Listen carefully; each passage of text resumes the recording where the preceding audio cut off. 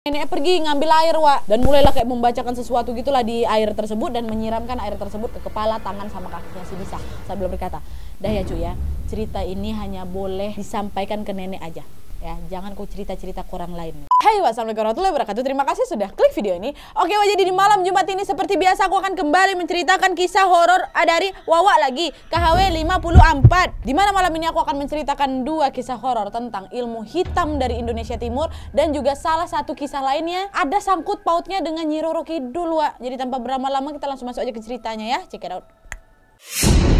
Tapi sebelum aku masuk ke kisahnya, akhir-akhir ini banyak kali yang komen aku makin glowing. Nah, sekarang aku mau rekomendasiin 4 produk skincare malam aku dari MS Glow yang saat ini aku lagi coba pakai. Yang pertama ada facial washnya, Wak. Ini aku udah cuci muka pakai facial wash dari MS Glow. Facial wash ini mengandung alpha-arbutin dan glisoperpapen, juga mengandung aloe vera ekstrak yang dapat mencegah kulit dari iritasi dan kemerahan, efektif menyingkirkan kulit mati dan dapat meregenerasi sel-sel kulit baru yang membuat wajah menjadi cerah dan bersih dari noda. Terus yang kedua aku lanjut lagi pakai glowing toner. Jadi setelah muka udah bersih, aku apply toner nih, Wak. Ini aku pakai glowing toner dari MS Glow. Kalian cukup semprot ke kapas 2-3 kali, lalu tinggal ditap-tapin aja deh ke wajah secara perlahan. Dengan kandungan kuesil, mulberry ekstrak, licorice ekstrak, sodium PCA-nya, toner ini bermanfaat membersihkan pori-pori kulit, Wak, mengangkat sel kulit mati pada wajah dan juga menyeimbangkan pH kulit. Selain itu juga bisa mempersiapkan kulit untuk menerima layer skincare selanjutnya. Nah, terus habis toner pakai apa, Wak? Betul, serum. Jadi cukup pump 1 kali aja, Wak. Apply lah di kulit wajah, ratakan dan gunakan pada pagi dan malam hari. Diperkaya white cell DNA yang 6,67 kali lebih efektif dibanding kandungan hydroquinone, Wak, dan juga mengandung niacinamide, glycolic acid, alpha-arbutin yang juga bermanfaat memudarkan hiperpigmentasi dan juga bisa mencerahkan warna kulit, mencegah pembentukan dark spot dan menjaga skin barrier. Dapat juga sebagai antioksidan dengan cara meningkatkan kadar glutathione pada kulit. Nah, lanjut lagi untuk mengatasi kulit kusam, noda hitam dan keluhan akibat rusaknya skin barrier, aku pakai White Cell DNA Night Cream ini, Wak, untuk skincare sore ke malam aku. Nah, White Cell DNA Night Cream ini diperkaya dengan kandungan niacinamide dan squalene untuk melembabkan kulit. Formulanya juga lembut dan dapat digunakan semua jenis kulit, termasuk ibu hamil, Wak, menyusui dan remaja bisa. Bangun-bangun besok pagi kulit wajah jadi terasa lebih segar, Wak. Mantap kali memang. Terima kasih MS Glow. Dah selesai, dah glowing kan aku, Wak. Nah, jadi sekarang tanpa berlama-lama kita langsung masuk aja ke ceritanya ya. Check it out.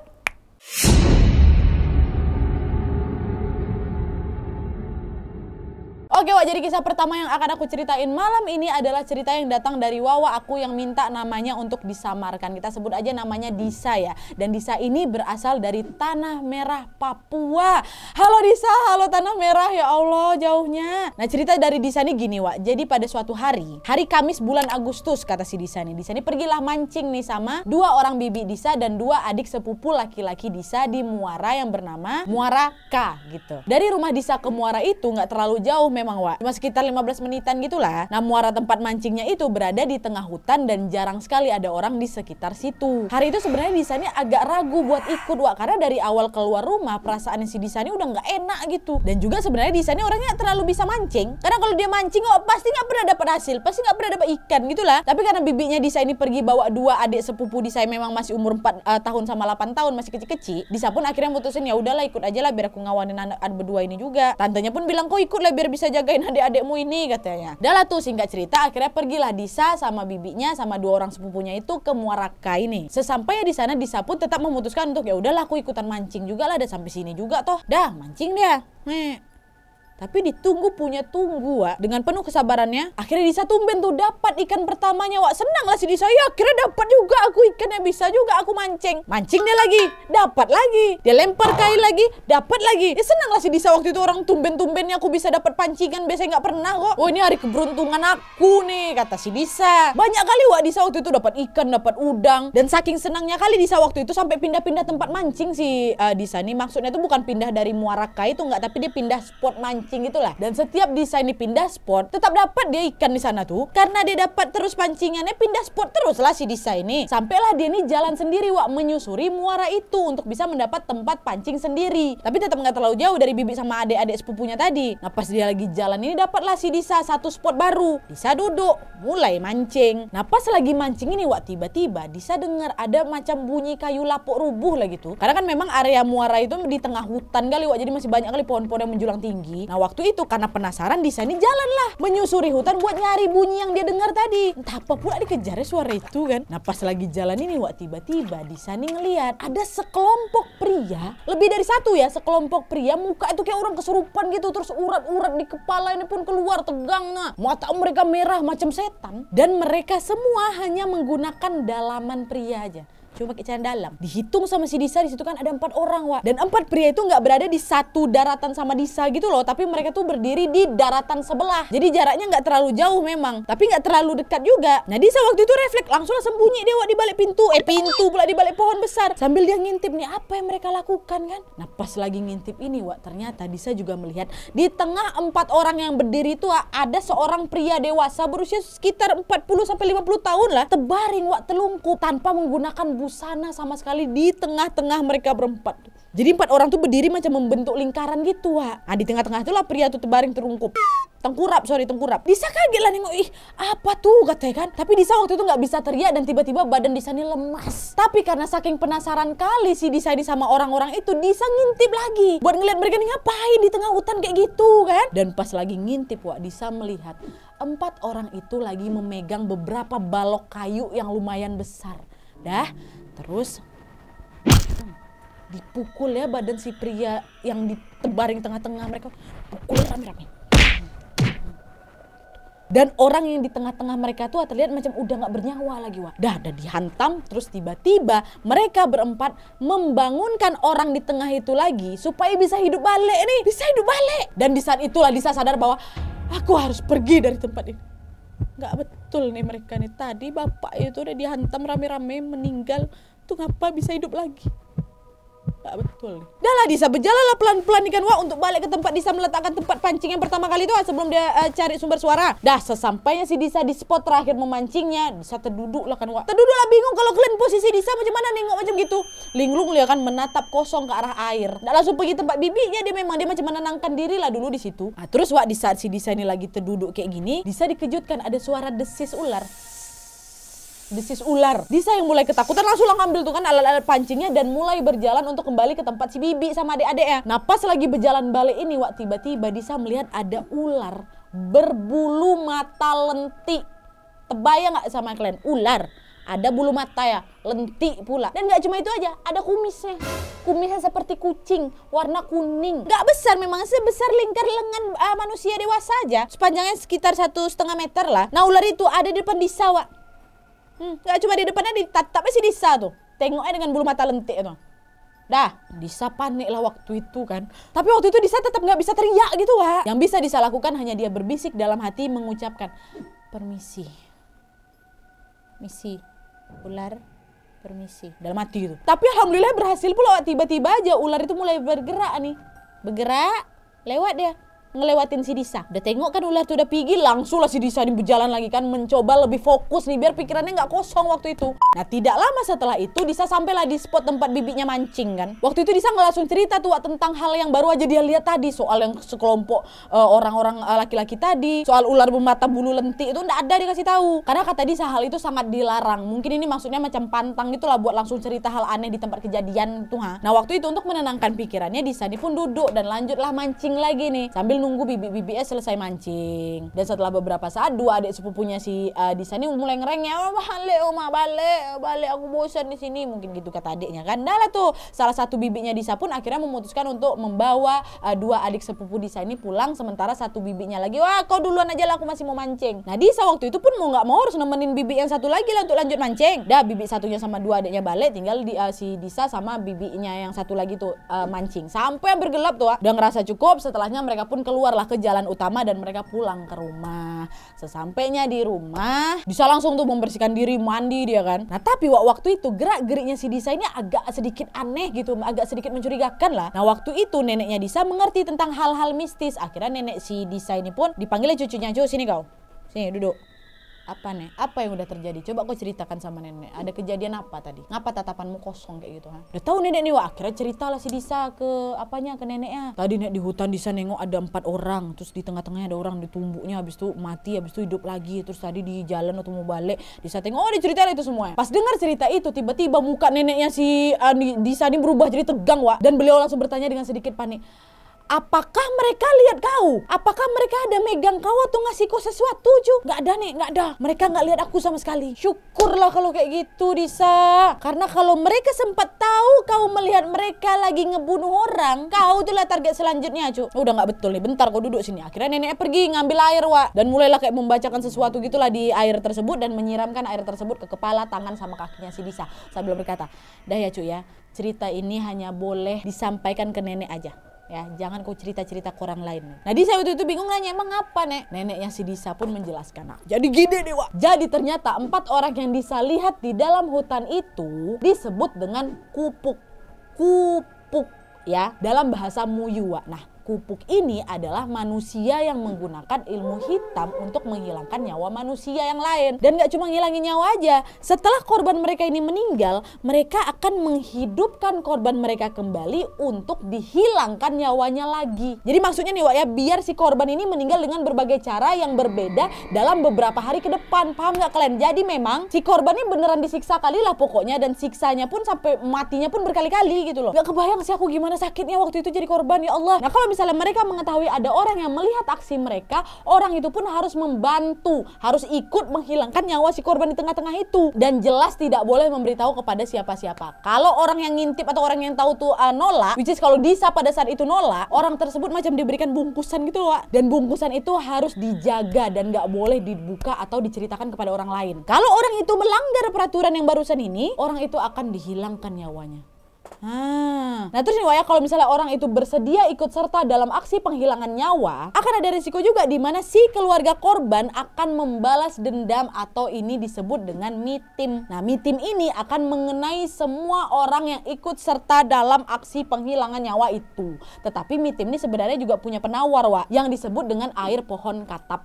Nah, kalau air dari pohon katap ini disiram ke liang kubur korban yang baru saja meninggal, mitim ini nggak akan berfungsi atau tidak akan mengenai pelaku gitu. Jadi itulah kenapa, Wak, 2 suku besar di daerah Bovendigul nih, kata Disa, yaitu Muyu dan Mandabo, akan selalu menjaga kubur kerabat mereka sampai malam ke-8. Nah, paham nggak kalian maksudnya? Jadi gini, katakanlah amit-amit, katakanlah aku nih pelakunya ya. Nah, kalau aku habis ngilangin nyawa korban, aku pasti akan datang nih ke kuburan korban itu buat aku siram-siram pakai air pohon katap itu biar aku nih nggak kena mitim. Nah, tapi ada kemungkinan juga kuburan korban aku tuh akan dijaga sama keluarganya biar nggak aku siram pakai pohon katap, air pohon katap itu, supaya mereka ini bisa melakukan mitim ke aku, Wak, gitu. Makanya dijaga sampai malam ke-8 kan. Itulah tadi kisah si Disa, Wak. Sempat lah waktu itu Disa ketahuan kok diajak ikut sama juga ngabisin orang itu, Disa. Tapi aku pengen denger deh, apakah bener ada ilmu seperti ini? Mungkin ada teman-teman dari Tanah Merah, khususnya Papua atau dari Indonesia Timur lainnya. Memang banyak kali sih varian nama atau varian jenis dari ilmu hitam ini kan. Tapi yang jelas semoga kita semua dijauhkan dari hal-hal kayak gitu, Wak, ya. Salam buat nenek Disa, hati-hati di jalan. Hati-hati di jalan. Kalau misalnya mancing, udah mancing aja kok di situ, jangan kemana-mana lagi. Tapi di ceritanya sebenarnya agak gantung, Wak. Disa nggak menceritakan tuh ular yang bulu mata lentik itu siapa. Disa nggak, kau tanya juga sama nenekmu. Coba kau tanya. Habis itu kalau misalnya kau ada nonton video ini, kau komen lah di bawah tuh siapa ular bermata lentik itu ya. Oke, kita masuk ke kisah ke terakhir 2.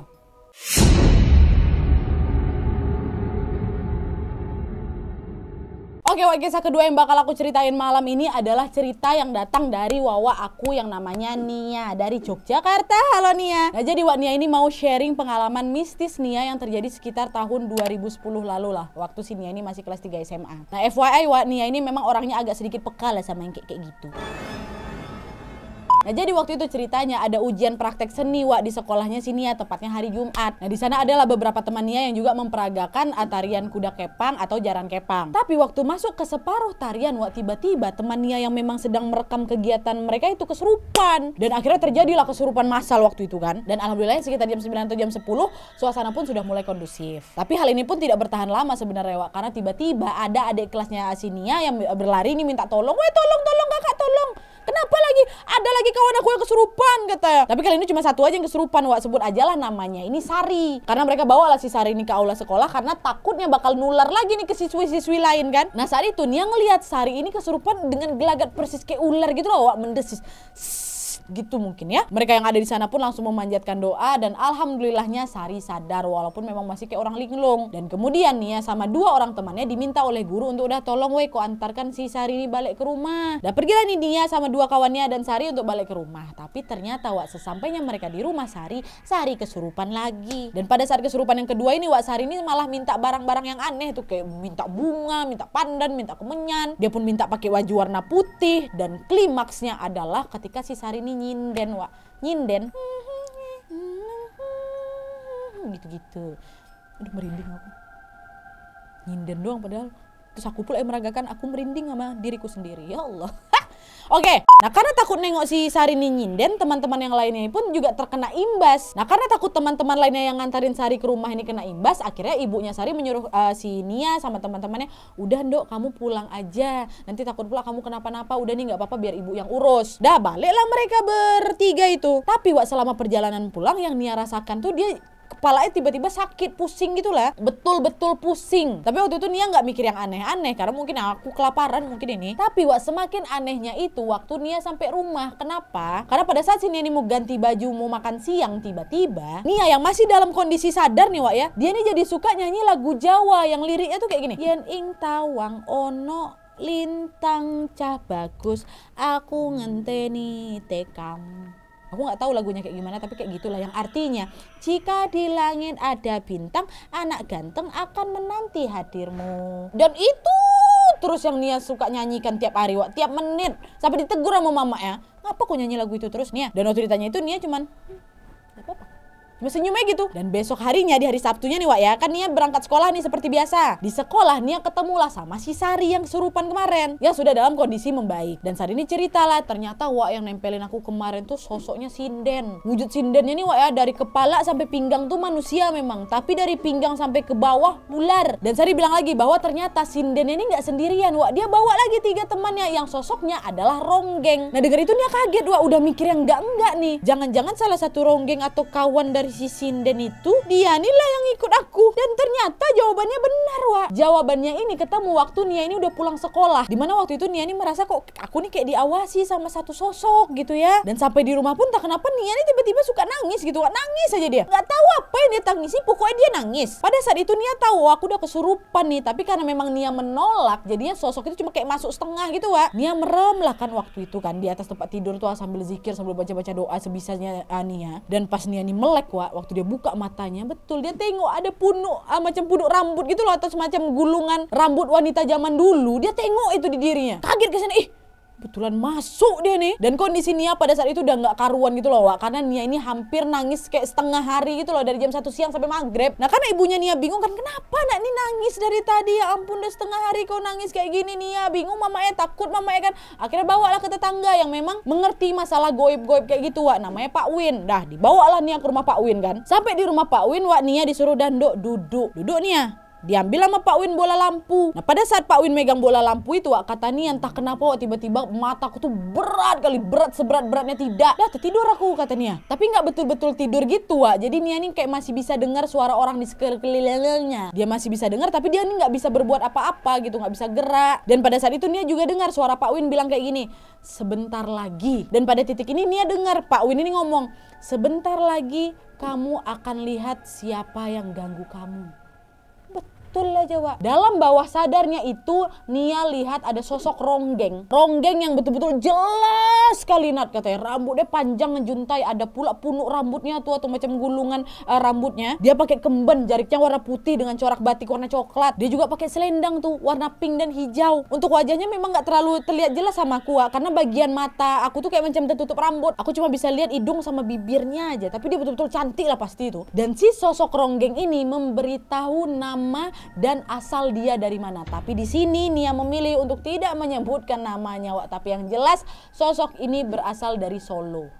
Terus Nia dengar lagi nih suara Pak Win yang lagi berbicara sama si ronggeng ini. Pak Win bilang, kamu jangan ganggu anak ini lagi ya. Dan saat itu Nia merasa dia mengangguk, seperti dia menyetujui hal itu. Akhirnya Nia pun sadarkan diri, Wak. Dan dia udah kayak bisa biasa lagi lah gitu. Dah, habis ceritanya belum, simak lagi. Nah, jadi Wak, singkatnya beberapa minggu setelah kejadian itu, Nia nih ngerasa kok kayak sosok Ronggeng ini datang lagi lah. Tapi kali ini kayak si Ronggeng itu seperti mengawasi aku dari jauh. Nah, Nia yang ngerasa tidak terganggu, jadi ya udah Nia diemin aja, Wak. Tapi ternyata ini justru menjadi bumerang buat Nia.